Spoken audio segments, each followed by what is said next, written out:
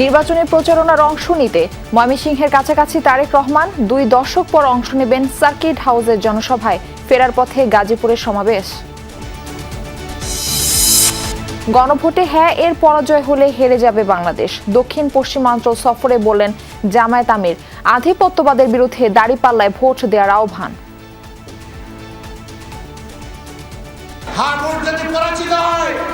বাংলাদেশ হেরে যাবে। জনগণের ভালোবাসা সমর্থন নিয়ে ভোট বিজয়ী হবে, বাংলাদেশ বিজয়ী হবে ইনশাআল্লাহ। অবিরাম গণসংযোগে প্রার্থীরা ভোটারদের মন জয়ে যাচ্ছেন দোরগোড়ায়। রাজধানীতে প্রচার চালাতে গিয়ে আবারও লাঞ্ছিতের অভিযোগ এনসিপি প্রার্থী পাটোয়ারির। গণভোটের প্রচার চালাতে পারবেন না মাঠ কর্মকর্তারা, সিদ্ধান্ত ইসির। পোস্টাল ব্যালটে এই পর্যন্ত ভোট দিয়েছেন 4,25,000-এর বেশি প্রবাসী। জুলাই অভ্যুত্থানে প্রথম শহীদ আবু সাইদ হত্যা মামলার যুক্তিতর্ক শেষ, রায় যে কোনো দিন। রোকেয়া বিশ্ববিদ্যালয়ের ভিসি সহ 30 আসামির মধ্যে গ্রেফতার 6 জন। সকলের বিরুদ্ধে অভিযোগ আমরা প্রমাণ করতে পেরেছি এবং আমরা আশা করছি যে মামলার রায় দ্রুত হবে। পে কমিশনের রিপোর্ট বাস্তবায়ন করবে না অন্তর্বর্তী সরকার। সচিবালয়ে জ্বালানি উপদেষ্টা জানালেন দ্রব্যমূল্যে প্রভাব পড়ার সুযোগ নেই।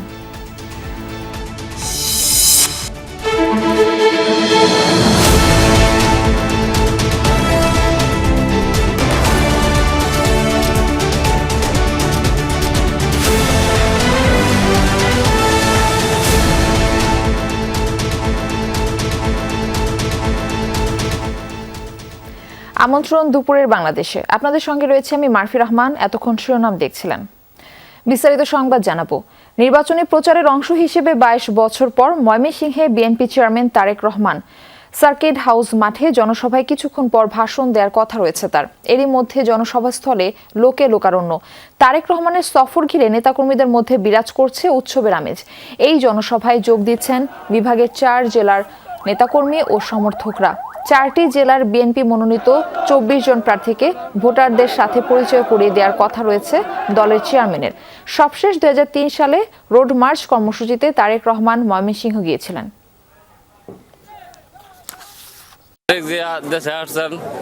দেশের মানুষ অনেক খুশি, অত্যন্ত খুশি। দীর্ঘ 22 বছর পরে এখন আমরা জনাব তারেক রহমান আমাদের চেয়ারম্যানকে দেখব। তার ইয়াটা আমরা এখন ভাষায় প্রকাশ করতে পারছি না। কখন দেখব সেই আশায় আছি। যে নবগঠিত রাজনীতিতে আশা করি যে যুব সমাজের দিকে সে বেশি তাকাইবে।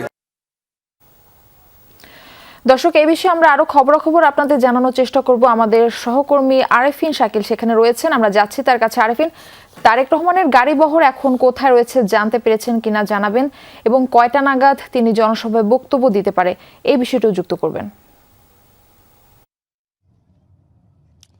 মারফি, তিনি এখন আছেন ত্রিশালে, ময়মনসিংহের ত্রিশালে আছেন এবং তিনি দুপুর 2টা নাগাদ ময়মনসিংহে পৌঁছানোর কথা থাকলেও রাস্তার দুপাশে মানুষের অতিরিক্ত ভিড়ের কারণে খানিকটা ধীর গতিতে যেতে হচ্ছে, ফলে সময় লাগবে আরও হয়তো 45 মিনিট থেকে 1 ঘন্টা সময় লাগতে পারে অন্তত কমপক্ষে। এর বাহিরে যদি আপনাকে জানাতে চাই যে তিনি আজকের সমাবেশে যেমনটা আপনিও বলছিলেন প্রার্থীদের যেমন পরিচয় করে দিবেন, তেমনি এই ময়মনসিংহ অঞ্চলের জন্য বিএনপির পক্ষ থেকে কী ধরনের আগাম পরিকল্পনা রয়েছে তাও কিন্তু তিনি জানাবেন। এর বাহিরে আপনি জানেন যে প্রত্যেক জায়গায় গিয়ে তিনি দলের পক্ষ থেকে নানান ধরনের কর্মসূচি ঘোষণা করছেন।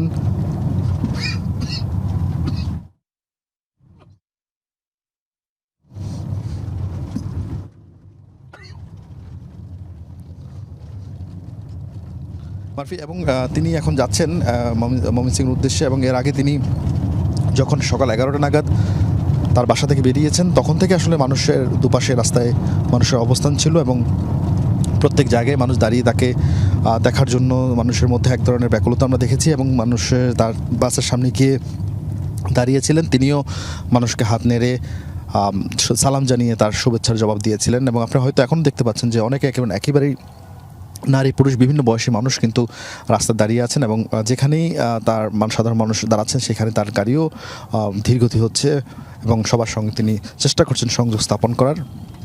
এবং অনেকেই তার সঙ্গে সেলফি তোলার জন্য চেষ্টা করা হচ্ছে, যদিও আইনশৃঙ্খলা বাহিনীর তৎপরতা সেটি সম্ভব হচ্ছে না।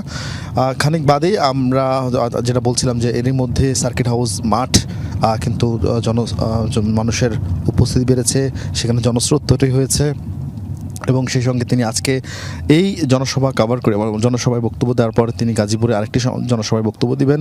এরপর ঢাকায় ফেরার পথে উত্তরায় আরেকটি জনসভায় বক্তব্য দিয়ে তিনি তার যে কর্মসূচি আজকের দিনে কর্মসূচি শেষ করবেন।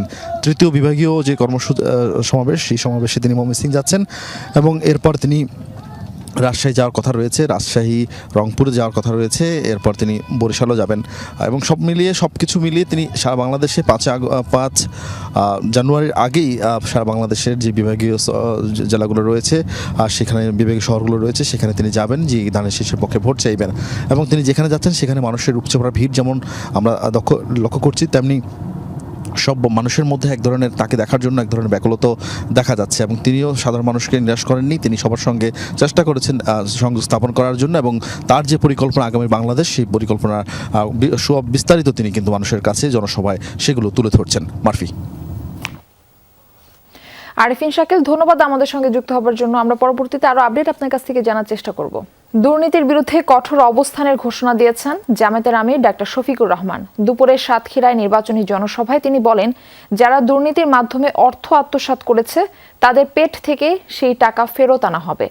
বলেন, জামায়াত দেশের মানুষকে যেসব প্রতিশ্রুতি দিয়েছে তার সবই পূরণ করবে। 11 দলীয় জোট প্রার্থীদের নির্বাচিত করার পাশাপাশি গণভোটে হ্যাঁকে জেতানোর আহ্বানও জানান শফিকুর রহমান। বলেন, হ্যাঁ ভোট হেরে গেলে বাংলাদেশ হেরে যাবে, আর হ্যাঁ ভোট জিতে গেলে বাংলাদেশ জিতে যাবে। অভিযোগ করেন, গণভোটে হ্যাঁ পাশ করলে ফ্যাসিবাদ ফিরবে না, এজন্য নতুন ফ্যাসিস্টরা গণভোটের বিপক্ষে প্রচারণা চালাচ্ছে। ক্রিকেটার মুস্তাফিজের সাথে অবিচার করা হয়েছে উল্লেখ করে কারো প্রভুত্ব মেনে নেওয়া হবে না বলেও হুঁশিয়ারি দেন আমির। এর আগে যশোরের জনসভায় বক্তব্য দেন তিনি। সরকার গঠন করতে পারলে যশোরকে সিটি কর্পোরেশন করার প্রতিশ্রুতি দেন ডাক্তার শফিকুর রহমান। এরপর যথাক্রমে খুলনা এবং বাগেরহাটের জনসভায় যোগ দিবেন জামায়াত আমির। যশোরকে আমরা সিটি কর্পোরেশনে উন্নীত করব। গণভোটে হ্যাঁ মানেই হচ্ছে আজাদি, গণভোটে না তার মানে হচ্ছে গোলামি। গোলামি না আজাদি, গোলামি না আজাদি। ইনশাআল্লাহ 12 তারিখ প্রথম ভোটটা পড়বে হ্যাঁ চিহ্নে ইনশাআল্লাহ। রাজধানীতে জমজমাট ষষ্ঠ দিনে নির্বাচনী প্রচারণা। সকাল থেকে বিভিন্ন পাড়া মহল্লায় গণসংযোগে নেমেছেন বিভিন্ন দলের প্রার্থীরা। সকালে ঢাকা 16 আসনের বিএনপি প্রার্থী আমিনুল হক প্রচারণা চালান মিরপুর 10 নম্বরে। আগামীর রাজনীতিতে গুণগত পরিবর্তন আনার পক্ষে কথা বলেন তিনি। সাধারণ মানুষ রাজনীতিবিদদের যাতে বিশ্বাস করে সেই পথ তৈরির প্রতিশ্রুতি দেন তিনি। জুরাইন এলাকায় পথসভা করেন ঢাকা 4 আসনের বিএনপি প্রার্থী তানভীর আহমেদ রবিন। এ সময় তিনি অঙ্গীকার করেন, নির্বাচিত হলে ঢাকা 4 আসনে থাকবে না কিশোর গ্যাং, মাদক ও সন্ত্রাস। নির্বাচনী এলাকার অলিগুলি সংস্কার, যানজট, জলাবদ্ধতা, দখল হওয়া খাল উদ্ধার, অবৈধ দোকানপাট উচ্ছেদ, পানি ও গ্যাস সংকটের সমাধানের প্রতিশ্রুতি দেন তানভীর আহমেদ রবিন।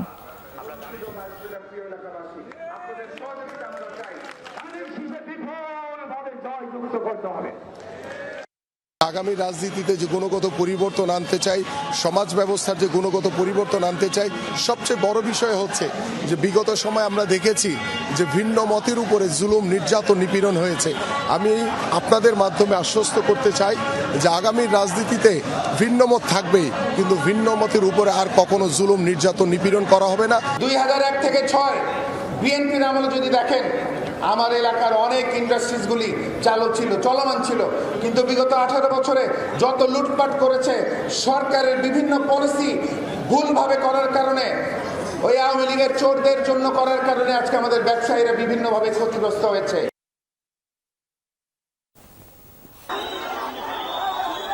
এদিকে ঢাকা 8-এ নির্বাচনী প্রচারণার সময় বাধা দেওয়ার অভিযোগ এনে শান্তিনগর মোড়ে অবস্থান করে প্রতিবাদ করেছে জামায়াত জোটের প্রার্থী ও এনসিপি নেতা নাসির উদ্দিন পাটোয়ারি। দুপুরে রাজধানীর হাবিবুল্লাহ বাহার কলেজে প্রচারণার সময় তার উপর ডিম নিক্ষেপের অভিযোগ করা হয়। এ সময় সেখানে বিশৃঙ্খলা পরিস্থিতি তৈরি হয়। এর প্রতিবাদে শান্তিনগর মোড় এলাকায় অবস্থান নিয়ে প্রতিবাদ জানায় নাসির উদ্দিন পাটোয়ারি ও তার সমর্থকরা। গতকালকে আমাদের আরিফুল ইসলাম আদিবের উপরে মেরেছে এবং বিএনপি হামলা করেছিল, আজকে আমার উপরে ডিম ছুঁড়েছে, অ্যাটাক করেছে। আমরা আশা করব যে আমরা এমন বাংলাদেশ চাই না, আমরা সুষ্ঠু ভোটের মাধ্যমে যেতে চাই। মালিবাগ এলাকায় নির্বাচনী প্রচারণার খবরাখবর রাখছেন আমাদের সহকর্মী আরিফুর রহমান সবুজ। আমরা সরাসরি যুক্ত হচ্ছি তার কাছে। সবুজ, নির্বাচনী প্রচারণা কেমন দেখছেন, এবং এই যে নির্বাচনী প্রচারণা সেখানে কিন্তু একটা বাধা দেওয়ার প্রবণতা আমরা দেখেছি, এই বিষয়টা আমাদের একটু বিস্তারিত জানাবেন।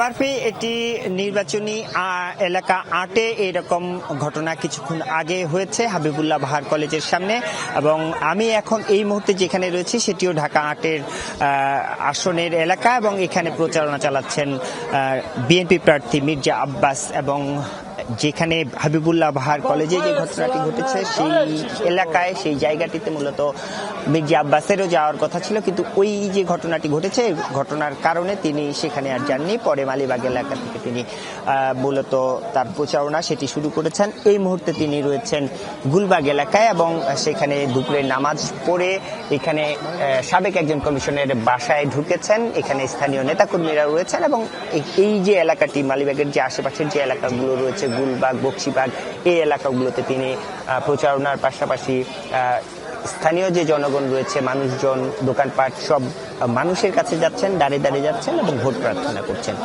না, হাবিবুল্লাহ বাহারের যে ঘটনাটি ঘটেছে সেই ঘটনাটির ব্যাখ্যায় মূলত মির্জা আব্বাস যেটি বলেছেন, নাসিরউদ্দিন পাটোয়ারি এই ঘটনাটি উদ্দেশ্য প্রণোদিতভাবেই ঘটিয়েছেন, এবং মূলত নির্বাচন বানচালের তাদের এক ধরনের উদ্দেশ্য আছে। সেই উদ্দেশ্যে মূলত এই ঘটনাটি ঘটিয়ে মূলত তার উপরে বা তার নেতাকর্মীদের উপরে চাপানো হচ্ছে, এরকমটি তিনি বলেছেন। তারা বলছেন যে আমরা দীর্ঘদিন ধরে, অর্থাৎ বিএনপি দীর্ঘদিন ধরে নির্বাচন চাচ্ছে, এবং সুষ্ঠু নির্বাচন হওয়ার কারণে, সুষ্ঠু একটি নির্বাচন অনুষ্ঠিত হোক, সেই চাওয়াটির কারণে মূলত এই যে নাসিরউদ্দিন পাটোয়ারির যে বিভিন্ন ধরনের কথাবার্তা বলছেন, সেই কথাবার্তার কোনো তিনি প্রত্যুত্তরও করেননি এতদিন ধরে, সেই জায়গাটি তিনি বলার চেষ্টা করছেন। এবং তারা বলছেন যে এই ঘটনার সঙ্গে মির্জা আব্বাসের কোনো ধরনের সংশ্লিষ্টতা নেই, তার কোনো সংশ্লিষ্টতা নেই, এই জায়গাটি তিনি বলার চেষ্টা করছেন। এখনো তিনি এই জায়গায় একজন, যেটি বললাম যে একজন এক্স কমিশনারের বাসায় তিনি এখানে দুপুরে লাঞ্চ করবেন, এবং এরপরে মূলত রাজারবাগ এলাকায় যাওয়ার কথা রয়েছে, সেখানে তার বিকালের দিকের যে প্রচারণা সেই প্রচারণা চালাবেন। তবে এই যে ভোটের প্রচারণার বেশ কয়েকদিনের মধ্যে অতিবাহিত হয়েছে, প্রচারণা এর মধ্যেই বলা যায় যে অভিযোগ পাল্টা অভিযোগের মধ্য দিয়ে একরকম ভোটের যে অবস্থাটা তৈরি হয়, ভোটের যে জমজমাট অবস্থা, সেই অবস্থাটি বলা যায় যে আমাদের চোখে দৃশ্যমান হচ্ছে। দু একটি বিচ্ছিন্ন ঘটনা ছাড়া এটি বলতেই হয়। মারফি। সবুজ, ধন্যবাদ আমাদের সঙ্গে যুক্ত হবার জন্য। রিটার্নিং কর্মকর্তা, সহকারী রিটার্নিং কর্মকর্তা সহ নির্বাচনী কর্মকর্তারা সরাসরি গণভোটের পক্ষে বিপক্ষে প্রচার চালাতে পারবেন না বলে জানিয়েছেন নির্বাচন কমিশনার আনোয়ারুল ইসলাম সরকার। জানান, প্রচারণা চালালে তাদের বিরুদ্ধে ব্যবস্থা নেওয়া হবে। ইসি নিরপেক্ষতা বজায় রাখতে এই সিদ্ধান্ত নেওয়া হয়েছে বলেও জানান তিনি। তারা নির্বাচনের দায়িত্বে returning officer, assistant returning officer থাকবে, তারা কারোর পক্ষে কাজ করবে না। এটা নির্দেশের বিষয় না, এটা হলো নিরপেক্ষতার প্রশ্নে কেউ করবে না, করলে তার বিরুদ্ধে ব্যবস্থা নিব আমরা। সরকারি কর্মকর্তাদেরকে আবার সরকার বলবে, এই বিষয়ে নির্বাচন কমিশনের কোনো মন্তব্য নেই। ভোটারদের আগ্রহকে ধারণ করে উৎসব মুখর পরিবেশে ভোট গ্রহণের পরিবেশ সৃষ্টি করতে হবে, এমনটা বলেছেন নির্বাচন কমিশনার অবসরপ্রাপ্ত ব্রিগেডিয়ার জেনারেল আবুল ফজল মাহমুদ সানাউল্লাহ। সকালে নোয়াখালীতে আইন শৃঙ্খলা সংক্রান্ত সভায় যোগ দেন তিনি। বলেন, কোনো ভোটারকে যেন কেউ বাধা দিতে না পারে সে বিষয়ে খেয়াল রেখে সবার ভোট প্রদান নিশ্চিত করতে হবে। পোস্টাল ব্যালট প্রবাস ও দেশ থেকে 2 ভাগে হবে। নির্বাচন কমিশন কোনো বিষয়ে ছাড় দেবে না। যথাযথ প্রক্রিয়ায় ভোট না দেয়া হলে সেই ভোট বাতিল হয়ে যাবে বলে জানান নির্বাচন কমিশনার মোহাম্মদ সানাউল্লাহ।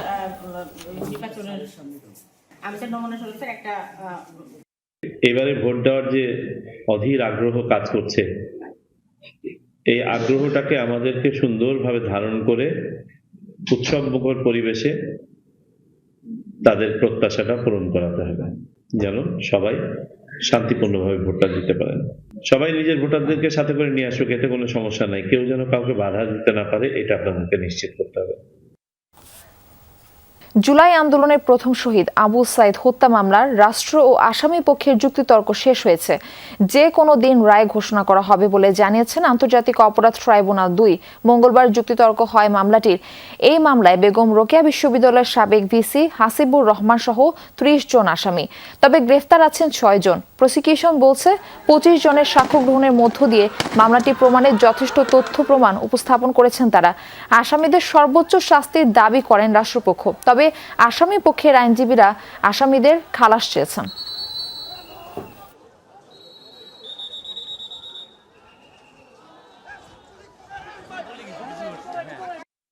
সকলের বিরুদ্ধেই অভিযোগ আমরা প্রমাণ করতে পেরেছি এবং আমরা আশা করছি যে মামলার রায় দ্রুত হবে, কারণ অনারেবল ট্রাইব্যুনাল এটা অপেক্ষমান তালিকায় রেখেছেন আশুলিয়ার লাশ পোড়ানোর মামলার মতো। আমরা আশা করছি খুব শীঘ্রই এই মামলার রায় আমরা পাবো। তারা তো বলতে পারতেছে না যে এই গেঞ্জি সামনের না পিছনের, তার মানে হলো ডাউট ইজ ক্রিয়েটেড। এই ডাউটের কারণে আসামিগণ খালাস পাইবেন। কারণটা হলো যে পৃথিবীতে একটা প্রিন্সিপাল আছে ক্রিমিনাল জুরিসপ্রুডেন্সে, যে একটি সন্দেহের উদ্রেক হইলেই ১০০০ আসামি ছাড়া পায়, কিন্তু একজন নিরপরাধ ব্যক্তি যেন শাস্তি না পায়। জেআইসি সেলে গুম ও নির্যাতনের মামলায় অভিযোগ গঠনের বিরুদ্ধে রিভিউ আবেদন খারিজ করেছেন ট্রাইব্যুনাল। এদিকে ডিজিআইএফ এর গোপন বন্দিশালায় গুম নির্যাতনের মামলায় সাবেক সেনা কর্মকর্তা হাসিনুর রহমানকে জেরা করেছে আসামিপক্ষ। এর আগে জবানবন্দিতে হাসিনুর বলেন, আওয়ামী লীগের বিরুদ্ধে ধারাবাহিকভাবে লেখালেখি করার কারণে গুম করা হয় তাকে। প্রায় ১.৫ বছর বন্দী ছিলেন ডিজিএফআই এর জেআইসি সেলে।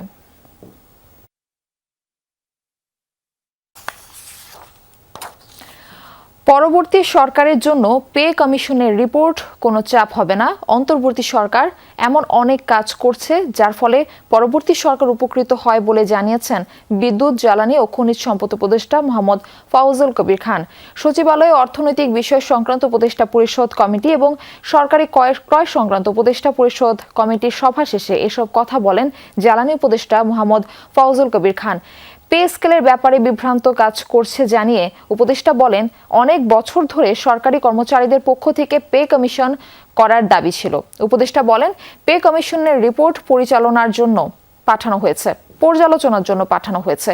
অন্তর্বর্তী সরকার যেহেতু আর অল্প কয়েকদিন আছে, তাই এই ব্যাপারে এখন আর কোনো পদক্ষেপ নেওয়া হবে না বলেও জানান উপদেষ্টা ফাউজুল কবির খান।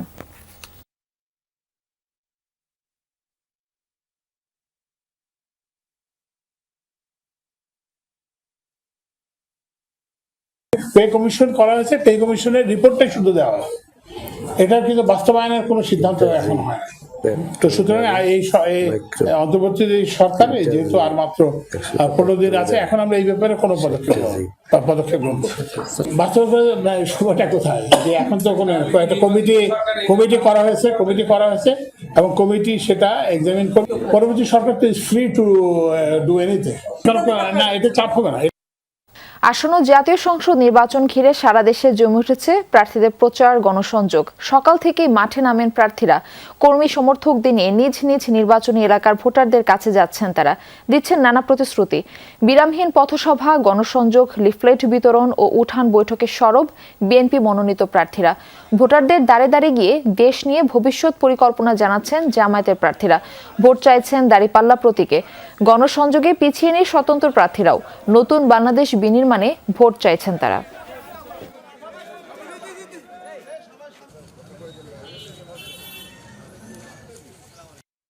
কোন দেশ আপনার সাথে আছে বিদেশের, সেটার উপর যাদের নির্ভরশীলতা, তার অর্থ কি আপনারা বুঝে নেন? অর্থাৎ বাংলাদেশের জনগণের উপর তাদের কোনো আস্থা নেই, জনগণও তাদের উপর আস্থা নাই। আল্লাহ যদি ভবিষ্যতে ইনশাআল্লাহ সংসদ সদস্য বানায় এবং বিএনপি যদি ক্ষমতায় আসে, তাহলে এই এলাকা থেকে ইনশাআল্লাহ আল্লাহর রহমতে নদী ভাঙন রোধে মজবুত এবং টেকসই ব্যবস্থা করবো ইনশাআল্লাহ। সুষ্ঠু সুন্দর পরিবেশের মধ্য দিয়ে সকল মানুষ তার ভোটাধিকার প্রয়োগ করে পছন্দের প্রার্থী নির্বাচন করতে পারবেন। এর মধ্য দিয়ে একটি গণতান্ত্রিক সরকার প্রতিষ্ঠিত হবে। চর কপালপাড়া থেকে শুরু করে গলাচিপার আরো বিভিন্ন ইউনিয়নে হুমকি ধামকি এগুলো দিচ্ছে। 10 দিনের ঘটনা। সরকার এবং প্রশাসনের প্রতি আহ্বান জানাবো নির্বাচনের পরিবেশ ঠিক রাখার জন্য। রাজধানীর জুরাইন এলাকায় নির্বাচনী প্রচারের খোঁজ রাখছেন আমাদের সহকর্মী শওকত মঞ্জু শান্ত। আমরা যাচ্ছি তার কাছে। শান্ত, প্রচারণা কেমন দেখছেন, কি বলছেন প্রার্থীরা? মারফি, এখানে কিন্তু প্রচারণা সকাল থেকে চলছে এবং বিভিন্ন রাজনৈতিক দলের প্রার্থী যারা রয়েছেন তারা কিন্তু গণসংযোগ করছেন, ভোট চাইছেন। এই মুহূর্তে আমি যেই প্রার্থীর সাথে রয়েছি তিনি বাংলাদেশ জামায়াতে ইসলামের প্রার্থী সৈয়দ জয়নুল আবেদিন। তিনি মুরাদপুর এলাকা থেকে তার গণসংযোগ শুরু করেন এবং সেখান থেকে তিনি জুরাইন হয়ে এখন ধীরে ধীরে ধোলাইপাড়ের দিকে এগোচ্ছেন এবং তিনি বিভিন্ন জনের সাথে কথা বলছেন, মানুষের সাথে কথা বলছেন এবং এলাকাটি যেহেতু ঘনবসতিপূর্ণ এবং দীর্ঘদিনের অনেক সমস্যা রয়েছে, বিশেষ করে রাস্তাঘাটের অবস্থা বেহাল দশা, একই সাথে খাল বেদখল হয়ে আছে, জলাবদ্ধতা সৃষ্টি হয়, মাদকসহ বিভিন্ন ধরনের জটিলতায় পরিপূর্ণ এই এলাকা। সেই সমস্যার সমাধানের ক্ষেত্রে তারা কিন্তু বিভিন্ন ধরনের উদ্যোগের কথা বলছেন এবং সমন্বিত একটা উদ্যোগের কথা তারা কিন্তু বলছেন যে দীর্ঘ 17টি বছর তারা কিন্তু চুপ করে বসে থাকেননি, এমনটি উল্লেখ করে তারা বলছেন যে তারা একটা কর্ম পরিকল্পনা নিয়েছেন, স্বল্পমেয়াদী, দীর্ঘমেয়াদী এবং আরও মাস্টার প্ল্যানের মতো করে তারা পরিকল্পনা সাজিয়েছেন যাতে এই এলাকায় যেই সমস্যাগুলো রয়েছে সেগুলোর ত্বরিত সমাধান এবং পরবর্তীতে দীর্ঘমেয়াদী যেই সমাধান সেটি যাতে তারা করতে পারেন। আমরা সকাল থেকেই বিভিন্ন প্রার্থীদের সাথে এই এলাকার গণসংযোগগুলো দেখেছি এবং বিএনপি প্রার্থীর যিনি রয়েছেন তানভীর আহমেদ তিনি কিন্তু জানিয়েছেন যে এই এলাকার সমস্যাগুলো তিনিও অ্যাড্রেস করেছেন, একই সাথে সমস্যা সমাধানের ব্যাপারে তিনিও কিন্তু উদ্যোগ নেওয়ার কথা জানিয়েছেন। সব মিলে বলতে হবে প্রচারণায় এই এলাকায় ঢাকা 4 আসনের এলাকাটিতে কিন্তু বিভিন্ন প্রার্থী তাদের যে গণসংযোগ সেই গণসংযোগ চালিয়ে যাচ্ছেন এবং ভোটারদেরকে বিভিন্নভাবে প্রতিশ্রুতি দিচ্ছেন যে এই এলাকার সমস্যা সমাধানে তারা কি ধরনের উদ্যোগ নেবেন। সেই সাথে বলতে হবে যে এলাকার মানুষজনকে সম্পৃক্ত করে সামাজিক উদ্যোগের মাধ্যমে এলাকার সমস্যা সমাধানের কথা কিন্তু তারা দুই পক্ষ থেকেই বলছেন এবং এলাকার মানুষজন যেমন জানাচ্ছিলেন যে তারা দীর্ঘদিন ধরে গ্যাসের সমস্যায় ভুগছেন, রান্নার কাজের ক্ষেত্রে তাদের ব্যাপক সমস্যা হচ্ছে। তো সব মিলিয়ে আসলে সমস্যা যেমন অনেক বেশি, সমাধানের পথটি অনেক সংকীর্ণ বলছেন তারা, যদিও সব পক্ষের অংশগ্রহণের মাধ্যমে সমাধান সম্ভব বলে কিন্তু প্রার্থীরা জানাচ্ছেন। মারফি। শওকত মঞ্জুর শান্ত, আপনাকে ধন্যবাদ আমাদের সঙ্গে যুক্ত হবার জন্য। চট্টগ্রাম 2 আসনের বিএনপির প্রার্থী সরোয়ার আলমগীরের মনোনয়ন বৈধ ঘোষণা করেছেন হাইকোর্ট। একই সঙ্গে তার প্রার্থিতা ফিরিয়ে দিতে নির্দেশ দিয়েছেন আদালত। মঙ্গলবার বিচারপতি ফাহমিদা কাদের ও বিচারপতি মোহাম্মদ আসিফ হাসানের হাইকোর্ট বেঞ্চ এই আদেশ দেন। এর আগে প্রার্থিতা ফিরে পেতে চট্টগ্রাম 2 আসনে বিএনপি মনোনীত প্রার্থী সরোয়ার আলমগীর হাইকোর্টে রিট দায়ের করেন। গত 18 জানুয়ারি চট্টগ্রাম 2 আসনের বিএনপির প্রার্থী সরোয়ার আলমগীরের নাম ঋণ খেলাপির তালিকা থেকে বাদ দিয়ে হাইকোর্টের আদেশ স্থগিত করেন চেম্বার জজ আদালত। পরে গত 22 জানুয়ারি ঋণ পুনঃতফসিল করায় চট্টগ্রাম 2 আসনের বিএনপির প্রার্থী সরোয়ার আলমগীরের নাম ঋণ খেলাপির তালিকা থেকে বাদ দিয়ে হাইকোর্টের আদেশ বহাল রাখেন চেম্বার আদালত। এবারের জাতীয় সংসদ নির্বাচনে নাটোর 1 আসনে ত্রিমুখী লড়াইয়ের আভাস মিলছে। ভোটের লড়াইয়ে মূল প্রতিদ্বন্দ্বিতা হবে বিএনপি, জামায়াত ও স্বতন্ত্র প্রার্থীর মধ্যে। 3 জনের বাইরে মাঠে রয়েছেন আরও কয়েকটি দলের প্রার্থী। এলাকার উন্নয়ন ও নিরাপত্তা নিশ্চিত করতে যোগ্য প্রার্থীকে বেছে নিতে চান ভোটাররা। 12 ফেব্রুয়ারি জাতীয় সংসদ নির্বাচনকে সামনে রেখে নাটোর 1 আসনে সরগরম ভোটের মাঠ। লালপুর বাগাতিপাড়া আসনে প্রতীক বরাদ্দ পেয়েছেন মোট 10 জন প্রার্থী। তবে ঘোড়া প্রতীকের ইয়াসির আরশাদ রাজন সরে দাঁড়ালে এখন ভোটের মাঠে রয়েছেন 9 জন। এই আসনে মূলত লড়াই হবে বিএনপি, জামায়াত ও স্বতন্ত্র প্রার্থীর মধ্যে। বিএনপির কেন্দ্রীয় নির্বাহী কমিটির সহ দপ্তর সম্পাদক তাইফুল ইসলাম টিপু দল থেকে বহিষ্কৃত হয়ে স্বতন্ত্র প্রার্থী হয়েছেন।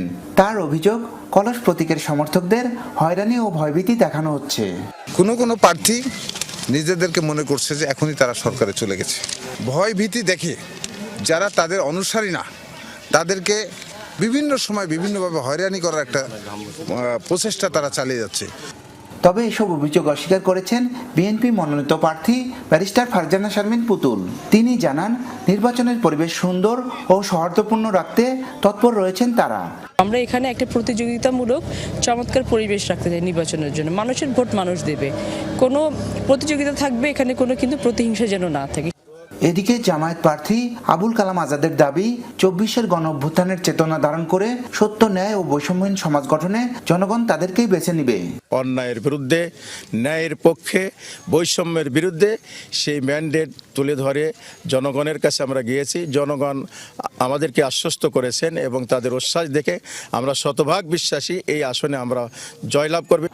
এলাকার অবকাঠামো উন্নয়ন, মাদক সন্ত্রাস দমন ও নারী নিরাপত্তা নিশ্চিত করতে যিনি ভূমিকা রাখবেন এমন প্রার্থীকেই বেছে নিতে চান ভোটাররা। তরুণদের ভবিষ্যতে যেন তাদের দিকে নজর দিবে বা এলাকার উন্নয়নে যে পাশে থাকবে, নারীদের উন্নয়নের দিকে এগিয়ে নিয়ে যাবে এবং নারীদের তাদের নিরাপত্তা দিতে পারবে। সকল উন্নয়ন যিনি করবেন, আমরা এমন একজন ব্যক্তিকেই আমাদের লালপুর বাগাতিপাড়ার অভিভাবক হিসেবেই আগামী জাতীয় সংসদে চাই। আমাদের সকলের সহযোগিতায় একজন সুযোগ্য জনপ্রতিনিধি আমরা বাছাই করতে সক্ষম হব। নির্বাচনী পরিবেশ শান্তিপূর্ণ রাখতে নানা পদক্ষেপ নেওয়া হচ্ছে বলে জানিয়েছেন রিটার্নিং অফিসার। তফসিল ঘোষণার পর থেকেই আমাদের এক্সিকিউটিভ ম্যাজিস্ট্রেটগণ মাঠে আছেন, তারা নিয়মিত মোবাইল কোর্ট পরিচালনা করছেন, অভিযান করছেন। ইতিমধ্যেই যারা আচরণবিধি লঙ্ঘন করেছেন তাদের বিরুদ্ধে ব্যবস্থা নিয়েছেন। পাশাপাশি আমাদের যে জুডিশিয়াল ইনকোয়ারি টিম তারাও আছেন, তারাও যখনই কোনো অভিযোগ পাচ্ছেন সাথে সাথে প্রয়োজনীয় ব্যবস্থা নিচ্ছেন। 466 বর্গ কিলোমিটার আয়তনের আসনটিতে মোট ভোটার সংখ্যা 3,68,276 জন। বিএনপি, জামাত ও স্বতন্ত্র প্রার্থীর পাশাপাশি জাতীয় পার্টি, বিপ্লবী ওয়ার্কার্স পার্টি, ইসলামী আন্দোলন, গণ অধিকার পরিষদ ও গণসংহতি আন্দোলনের প্রার্থীরাও প্রতিদ্বন্দ্বিতায় রয়েছেন। নাজমুল হাসান, যমুনা নিউজ, নাটোর। খুলনায় নির্বাচনী জনসভায় অংশ নেবেন জামায়াত আমির। এ বিষয়ে আরো জানাতে আমাদের সঙ্গে যুক্ত হচ্ছেন আমাদের সহকর্মী প্রবীর বিশ্বাস। আমরা যাচ্ছি তার কাছে। প্রবীর বিশ্বাস, জামায়াতের আমির কখন জনসভাস্থলে পৌঁছেছেন এ বিষয়ে আমাদের জানাবেন। লোকসমাগম কেমন দেখছেন সেখানে সব মিলিয়ে জানাবেন। তিনি বেলা 2টার দিকে খুলনায় পৌঁছাইছেন হেলিকপ্টার যোগে এবং তিনি 3টা নাগাদ আমাদের যে মঞ্চ রয়েছে সেই মঞ্চে তিনি উঠবেন বলে দলের নেতাকর্মীরা বলেছেন এবং তিনি প্রধান অতিথির বক্তব্য দেবেন। আজকের এই নির্বাচনী জনসভায় খুলনা সার্কিট হাউস ময়দানে এটি বাংলাদেশ জামাতে ইসলামী খুলনা মহানগর এবং জেলা শাখার আয়োজনে অনুষ্ঠিত হচ্ছে। এখানে প্রধান অতিথির বক্তব্য দেবেন বাংলাদেশ জামাতে ইসলামীর আমির ডাক্তার শফিকুর রহমান এবং আজকের এই অনুষ্ঠানে বিশেষ অতিথি থাকবেন দলের সেক্রেটারি জেনারেল মিয়া গোলাম পরোয়ার এবং বাংলাদেশ ইসলামী ছাত্র শিবিরের যিনি কেন্দ্রীয় সভাপতি নুরুল ইসলাম সাদ্দাম। এছাড়া আজকের অনুষ্ঠানে সভাপতিত্ব করবেন খুলনা মহানগর জামাতের আমির অধ্যাপক মাহফুজুর রহমান। এখানকার নেতাকর্মীরা মনে করছে আজকের এই শফিকুর রহমানের বক্তব্যের মধ্য দিয়ে নির্বাচনী আমেজ পাবে 11 দলীয় জোট এবং সেই থেকে তারা মাঠে থাকবে, আগামী জয় সুনিশ্চিত করার জন্য ভোটারের দ্বারা দ্বারা যাবে, তারা কাজ করবেন। শুধু তাই নয় মারফি, আপনাকে বলে রাখি যে এই অঞ্চলের উন্নয়নে দীর্ঘদিন বঞ্চিত খুলনা অঞ্চল, এই অঞ্চলের মানুষ মনে করে বিভিন্ন সময়ে বিভিন্ন দল ক্ষমতায় এলেও এই অঞ্চলের মানুষের ভাগ্যের উন্নয়ন ঘটেনি। সে কারণে আজকের এই অনুষ্ঠানে প্রধান অতিথি বক্তৃতায় ডাক্তার শফিকুর রহমান তিনি এই অঞ্চলের উন্নয়নে নানান প্রতিশ্রুতি দেবেন, নানান পরিকল্পনার কথা বলবেন বলেও কিন্তু এই অঞ্চলের মানুষ মনে করছে। এবং নেতাকর্মী যারা রয়েছে ইতিমধ্যে 11 দলীয় বিভিন্ন দলের নেতাকর্মী তারা এখানে বক্তব্য শুরু করেছেন। এছাড়া বক্তব্য দেবেন খুলনার 6টি সংসদীয় আসনের মধ্যে 5টি জামাতে ইসলামীর প্রার্থী রয়েছেন, একটিতে খেলাফত মজলিসের প্রার্থী রয়েছেন, তারাও এখানে বক্তব্য দেবেন। এবং 3টা থেকে মূলত জামাতের আমিরের যে বক্তব্য, তিনি মঞ্চে উঠবেন, তিনি তার বক্তব্য দেবেন। তার বক্তব্যের মধ্য দিয়ে এই অঞ্চলের মানুষ যেভাবে নির্বাচনী আমেজ খুঁজে পাবে 11 দলের পক্ষ থেকে, একইভাবে তার বক্তব্যের মধ্য দিয়ে তিনি এই অঞ্চলের উন্নয়নে নানান প্রতিশ্রুতি দেবেন বলে সকলে প্রত্যাশা করছে। মারফি। জি প্রবীর বিশ্বাস, ধন্যবাদ আমাদের সঙ্গে যুক্ত হবার জন্য। চট্টগ্রামের জঙ্গল সলিমপুরে র‍্যাব সদস্য হত্যা মামলার আসামি মিজান ও তার সহযোগী মামুনকে গ্রেফতার করেছে র‍্যাব। রোববার নগরীর খুলশী থানাধীন ইস্পাহানি মোড় এলাকা থেকে গ্রেফতার করা হয় মিজানকে। পরদিন সোমবার বাইজিদ বোস্তামির বগুড়া নিবাস এলাকা থেকে গ্রেফতার করা হয় মিজানের সহযোগী মোহাম্মদ মামুনকে। গ্রেফতারকৃতদের সীতাকুণ্ড থানা পুলিশের কাছে হস্তান্তর করা হয়েছে। গত 19 জানুয়ারি জঙ্গল সলিমপুর এলাকায় অভিযানে গেলে র‍্যাব 7-এর সদস্যদের উপর হামলা চালায় দুর্বৃত্তরা। হামলায় র‍্যাব 7-এর উপসহকারী পরিচালক মোতালেব হোসেন ভুইয়া নিহত হন। গুরুতর আহত হন র‍্যাব 3-এর সদস্য। ঘটনার 2 দিন পর 21 জানুয়ারি 29 জনের নাম উল্লেখ সহ অজ্ঞাত আরও 150 জনকে আসামি করে মামলা দায়ের করে র‍্যাব। এখন থেকে ড্রাইভিং লাইসেন্স পেতে 60 ঘন্টার প্রশিক্ষণ বাধ্যতামূলক। কোনো গাড়ি চালক প্রশিক্ষণ নিলে তাকে ভাতা দেবে সরকার, এই কথা জানিয়েছেন সড়ক পরিবহন ও সেতু মন্ত্রণালয়ের উপদেষ্টা মোহাম্মদ ফাউজুল কবির খান। সকালে রাজধানীর তেজগাঁও বিআরটিসি প্রশিক্ষণ ইনস্টিটিউটে গাড়ি চালকদের শব্দ দূষণ প্রতিরোধ বিষয়ক এক প্রশিক্ষণ অনুষ্ঠানে এই তথ্য জানান তিনি। বলেন, ড্রাইভিং লাইসেন্সে আর কোনো কমিটি থাকবে না, যারাই পরীক্ষায় উত্তীর্ণ হবে তারাই লাইসেন্স পাবে। আমলাতন্ত্র সবাইকে পিছিয়ে দিচ্ছে বলেও মন্তব্য করেন ফাউজুল কবির খান। একই অনুষ্ঠানে উপদেষ্টা রিজওয়ানা হাসান শব্দ দূষণ বিষয়ে সচেতন থাকতে গাড়ি চালকদের প্রতি অনুরোধ জানান। একটা বাসও পাবেন না, আমি চ্যালেঞ্জ দিয়ে বলতেছি। দাঁড়ান সংসদ ভবনের সামনে, প্রতিটা বাস থেকে কালো ধোঁয়া বেরোচ্ছে। দাঁড়ান মিরপুর রোড থেকে শ্যামলী পর্যন্ত প্রতিটা বাস থেকে কালো ধোঁয়া বেরোচ্ছে। তারা মেইনটেনেন্সে যাবে, সেখানে বিআরটি এর একটা বড় দায়িত্ব আছে এটা পালন করার। যে সড়কের যে এই যে নীতিমালাটা, এই নীতিমালাটা কতদিন ধরে আমি নিজে বসে ব্ল্যাকবোর্ডে বসে পরিবেশ উপদেষ্টা উপস্থিত ছিলেন, সবকিছুকে আমি বলে দিচ্ছি এটা করতে হবে, এটা করতে হবে, এখনো হচ্ছে না। কারণ তারা এটা পরিবর্তন চান না, কারণ তারা চান যে তাদের যে সুযোগ সুবিধা, পে স্কেল, এগুলো বাড়াতে হবে, তাদের দুর্নীতির সুযোগ বাড়াতে হবে, কিন্তু সাধারণ মানুষ যে গোল্লায় যাক এটা নিয়ে তাদের কোনো মাথা ব্যথা নেই। নরসিংদীতে ওয়ার্কশপে দুর্বৃত্তদের দেয়া আগুনে পুড়ে মৃত্যু হয় টেকনিশিয়ান চঞ্চল চন্দ্র ভৌমিকের। কিন্তু এই নাশকতার মোটিভ উদ্ঘাটন কিংবা জড়িত কাউকে শনাক্ত করতে পারেনি আইনশৃঙ্খলা বাহিনী। চলছে সিসি ক্যামেরার ফুটেজ পর্যালোচনা। পরিবারের একমাত্র উপার্জনক্ষম ছেলেকে হারিয়ে পাগল প্রায় চঞ্চলের মা। দ্রুত হত্যাকারীদের গ্রেফতারের দাবি স্বজন ও প্রতিবেশীদের। এক সন্তানহারা মায়ের আর্তনাদ, আর কখনোই বাড়ি ফিরবে না আদরের ছেলে চঞ্চল। কদিন আগে দুর্বৃত্তদের আগুনে দগ্ধ হয়ে মৃত্যু হয় তার। চঞ্চল চন্দ্র ভৌমিক পরিবারের একমাত্র উপার্জনক্ষম ব্যক্তি। 6 বছর আগে টেকনিশিয়ান হিসেবে যোগ দেন নরসিংদীর এক ওয়ার্কশপে। গত 24 জানুয়ারি রাতে সারাদিন পরিশ্রমের পর ক্লান্ত শরীরে ওয়ার্কশপের ভেতরে ঘুমাতে যান। কে জানতো আর কখনোই চোখ মেলবে না চঞ্চল। নরসিংদীর পুলিশ লাইন্স এলাকায় মসজিদ মার্কেটের সিসি ক্যামেরার ফুটেজে দেখা যায় রাত 1:30টার দিকে মার্কেটের একটি গাড়ির ওয়ার্কশপের সামনে জড়ো হয় কয়েকজন দুর্বৃত্ত। কিছু সময় আশপাশের এলাকা পর্যবেক্ষণ করে তারা।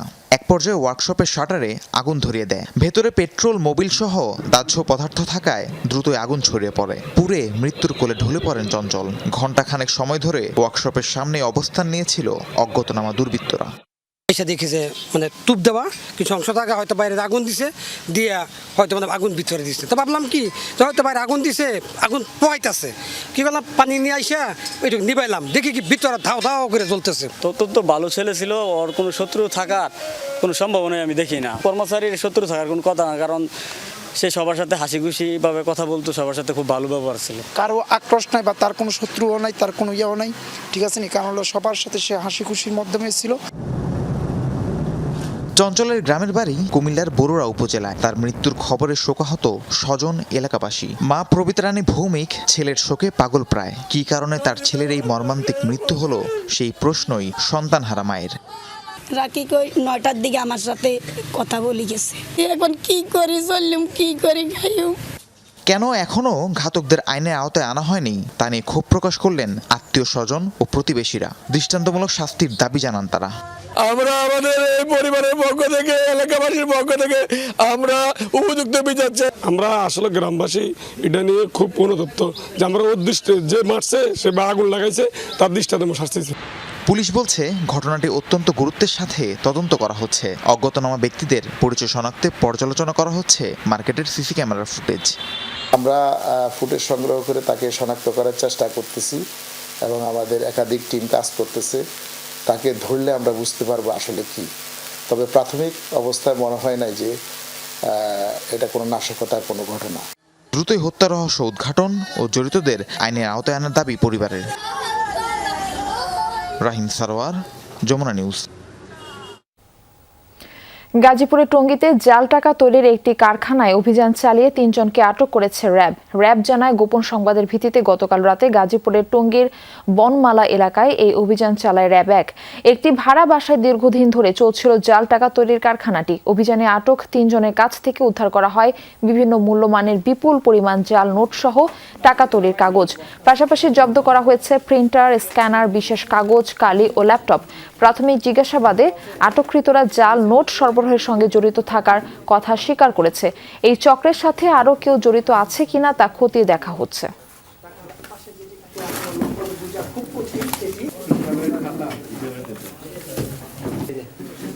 ইরানে আকস্মিক ও শক্তিশালী হামলা চালাতে একমত হয়েছে যুক্তরাষ্ট্র ও ইসরায়েল। সূত্রের বরাতে এই দাবি করেছে তেল আবিবের গণমাধ্যম চ্যানেল 14। বলা হয়েছে দেশটির শাসন ব্যবস্থা পরিবর্তনের লক্ষ্যে চালানো হবে অভিযান। এদিকে ইরানের দাবি যে কোনো হামলা মোকাবেলার সক্ষমতা রয়েছে তাদের।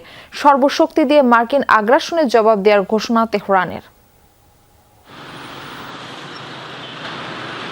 তেহরানের ইনকিলাব স্কোয়ারে চোখে পড়বে এই বিশাল মুরাল। মার্কিন হামলার বিপরীতে ইরানিরা যে বসে থাকবে না, বরং কঠোর জবাব দেবে, সেই বার্তা দিতেই এটি স্থাপন করেছে খামেনি প্রশাসন।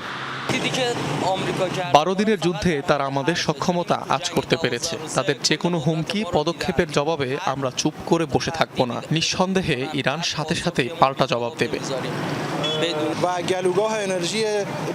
তাদের নজর আমাদের দূরপাল্লার ক্ষেপণাস্ত্র, পারমাণবিক শক্তি, আঞ্চলিক প্রতিরোধ যোদ্ধাদের সমর্থন ও ইসরায়েলের আনুষ্ঠানিক স্বীকৃতি আদায়। আলোচনার মাধ্যমে তাদের লক্ষ্য অর্জন না হওয়ায় সামরিক শক্তি প্রয়োগের পরিকল্পনা করছে। অবশ্যই আল্লাহর ইচ্ছায় তারা আবারও ব্যর্থ হবে।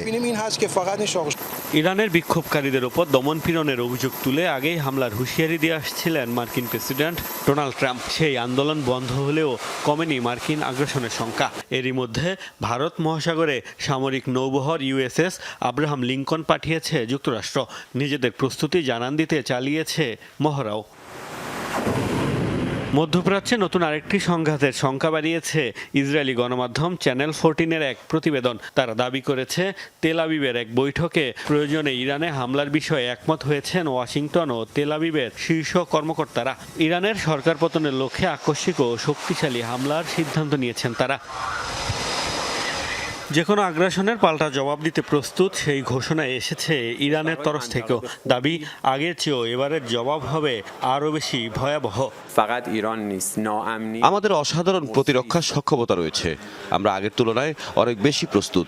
ইরানের সার্বভৌমত্ব ও আঞ্চলিক অখণ্ডতা রক্ষা করা আমাদের কর্তব্য এবং দায়িত্ব। যে কোনো আগ্রাসন বা হুমকির বিরুদ্ধে সর্বশক্তি দিয়ে জবাব দেব। যুক্তরাষ্ট্র হামলা চালালে বিশ্ব বাণিজ্যের জন্য গুরুত্বপূর্ণ পথ হরমুজ প্রণালী বন্ধের ইঙ্গিত দিয়েছে তেহরান। মোস্তফা মাহমুদ, যমুনা নিউজ। টি-20 বিশ্বকাপে এবার বাংলাদেশি সাংবাদিকদের অ্যাক্রিডিটেশন ও ভিসা লেটার বাতিল করেছে ICC। বাংলাদেশ ক্রিকেট দল নিরাপত্তা ইস্যুতে বিশ্বকাপ থেকে নিজেদের নাম প্রত্যাহারের পর এই সিদ্ধান্ত নেওয়া হয়। NDTV-কে দেয়া এক সাক্ষাৎকারে ICC কর্মকর্তা এই কথা জানান। এদিকে কেন সাংবাদিকদের আবেদন বাতিল করা হলো তা জানতে চেয়ে ICC-কে মেল করেছে BCB। আইসিসির সিদ্ধান্তের পর টি-20 বিশ্বকাপে বন্ধ হয়ে গেছে বাংলাদেশের দরজা। সে উত্তাপ যখন দেশের ক্রিকেটে, তখন বিশ্বকাপ কাভার করতে বাংলাদেশি গণমাধ্যম কর্মীদের করা সব আবেদনই বাতিল করে দিয়েছে আইসিসি। এর আগেও বৈশ্বিক টুর্নামেন্টে বাংলাদেশ না থাকলেও ঠিকই তা কাভার করতে পেরেছে দেশের সংবাদকর্মীরা। স্বাভাবিকভাবেই তো প্রশ্ন ওঠে, কেন এবার কাউকেই অ্যাপ্রুভাল দেয়নি আইসিসি? ভারতের NDTV-কে দেয়া এক সাক্ষাৎকারে আইসিসির এক কর্মকর্তা জানিয়েছেন, নিরাপত্তা ইস্যু দেখিয়ে বিশ্বকাপে ভারতে যেতে চায়নি বাংলাদেশ দল। ঠিক একই ইস্যুতে বাংলাদেশি সাংবাদিকদের অ্যাক্রিডিটেশন কিংবা ভিসা দেয়নি আইসিসি। তবে ভারতের সাথে সহ আয়োজক হিসেবে থাকা শ্রীলঙ্কার মাটিতে কেন কাভার করতে পারবে না বাংলাদেশিরা, উঠছে সেই প্রশ্নটাও হয়েছে আলোচনা। বিসিবির মিডিয়া কমিটির চেয়ারম্যান বলছেন, এ ব্যাপারে জানতে চেয়ে আইসিসিকে দেওয়া হয়েছে মেইল বার্তা। এছাড়া হচ্ছে আপনার ওই ফিফা ওয়ার্ল্ড কাপে আমাদের দল কখনো পার্টিসিপেট করেনি, বাট আমাদের গণমাধ্যম রিপ্রেজেন্টেশন থাকে যেহেতু আমরা ফিফার একজন member. So being a full member আমাদের হয়তো বা করতে পারলে ভালো হতো, সেই অপশন থাকলে ভালো হতো, বাট দেন এগেইন এটা ওনাদের ডিসিশন। সো এখানে তো আমাদের কিছু বলার নেই, বাট আমরা মনে করি যে কোনো ক্ষেত্রেই আমাদেরকে সেই সুযোগটা দেওয়া উচিত ছিল আমাদের গণমাধ্যম কর্মী। আইসিসির 12টা মেম্বার মধ্যে আমরা 3rd লার্জেস্ট ভিউয়ার্স। সো আমাদের দেশ না খেললেও কিন্তু বিশ্বকাপ কিন্তু হচ্ছে এবং আমাদের গণমাধ্যম কর্মীরা হয়তো সেটা আমাদের দর্শকদের কাছে উপস্থাপন করতে পারে। এটা তো আপনারা জানেন যে গতকালকে এই সিদ্ধান্তটা এসেছে এবং তারপরে আমরা জানতে চেয়েছি, তার আমরা ব্যাখ্যা জানতে চাওয়া হয়েছে। এর আগে নিরাপত্তা ইস্যু দেখানোর পর বিশ্বকাপ থেকে বাংলাদেশকে সরিয়ে স্কটল্যান্ডকে নেওয়ার সিদ্ধান্ত দেয় আইসিসি। এরপর বাংলাদেশি প্রায় 100-র বেশি সাংবাদিকের আবেদন খারিজ করে দেয় ক্রিকেটের সর্বোচ্চ নিয়ন্ত্রক সংস্থা। এদিকে বাংলাদেশকে সমর্থন দিয়ে বিশ্বকাপ যাত্রা নিয়ে এখনও দোদুল্যমান পাকিস্তানের সিদ্ধান্ত। হাসান আল মারুফ, যমুনা স্পোর্টস, ঢাকা। এই ছিল দুপুরের বাংলাদেশে। এতক্ষণ সাথে থাকার জন্য ধন্যবাদ সবাইকে।